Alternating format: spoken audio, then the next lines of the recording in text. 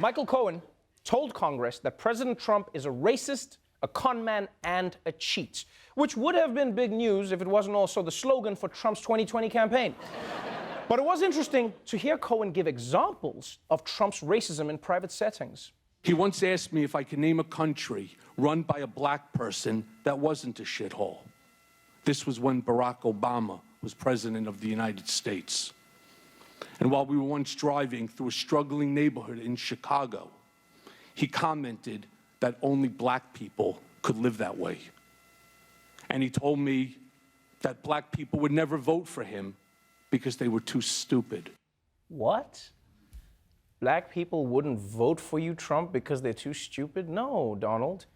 Actually, the reason black people wouldn't vote for you is because of your trash-ass weave. Look at that thing. What is that? Where did you get it from?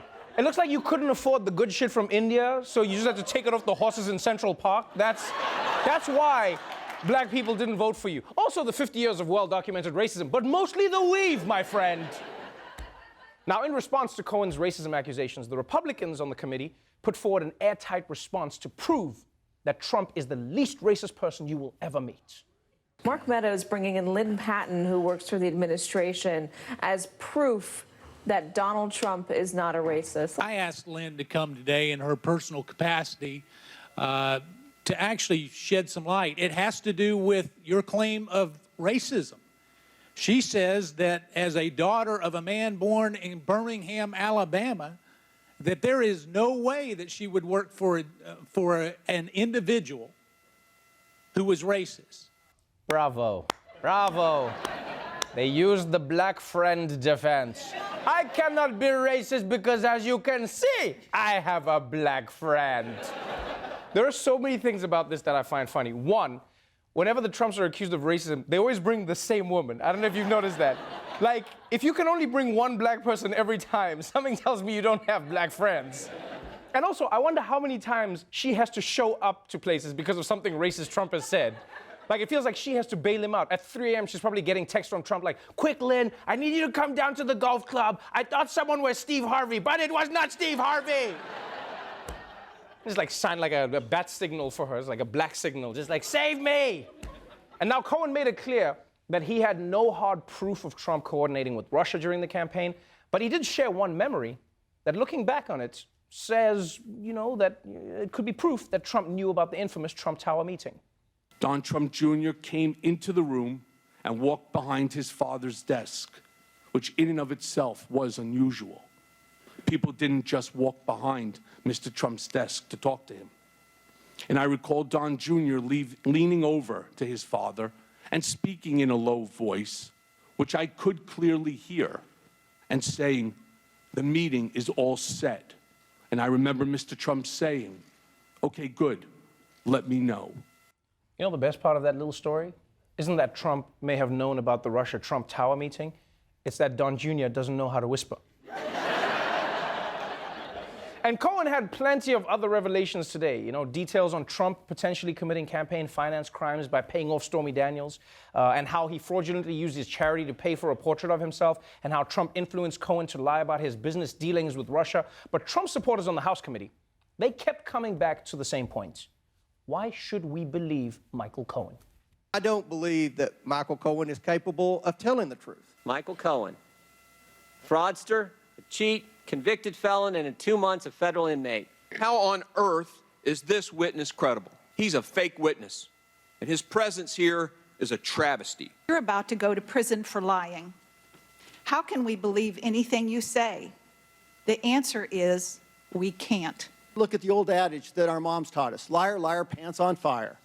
No one should ever listen to you and give you credibility. Whose mom taught them liar, liar, pants on fire? I'm pretty certain that was a kids-to-kids thing. That wasn't a mom thing. As my wise mother always said to me, "I know you are, but what am I?"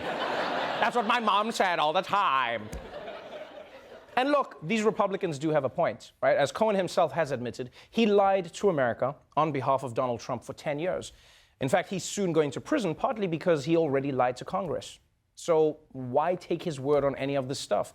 Well, we may not have to take his word, because Cohen also brought the receipts.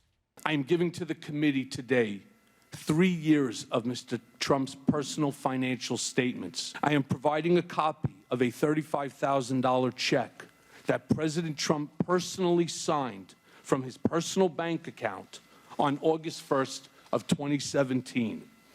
When he was President of the United States, a copy of the $130,000 wire transfer. I'm giving the committee today copies of a letter I sent at Mr. Trump's direction threatening these schools with civil and criminal actions. Mr. Trump directed me to threaten his high school, his colleges, and the college board to never release his grades or SAT scores.